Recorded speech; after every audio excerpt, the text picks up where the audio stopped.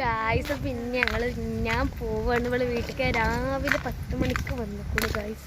ഞങ്ങളിപ്പോൾ പോവാൻ നിൽക്കാണ്. കൂടെ ജാനിയുണ്ട്, പിന്നെ ആയിഷയുണ്ട്. നമുക്ക് ഓളോളെ വീട്ടിലേക്ക് ആക്കാൻ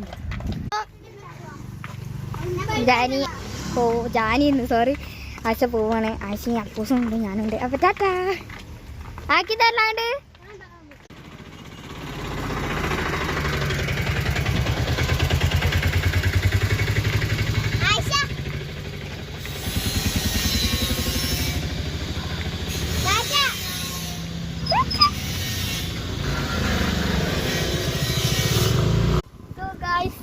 ആയിഷ പോയിട്ടുണ്ട്. അപ്പൊ നമ്മുടെ കൂടെ ജാനിയുണ്ട്.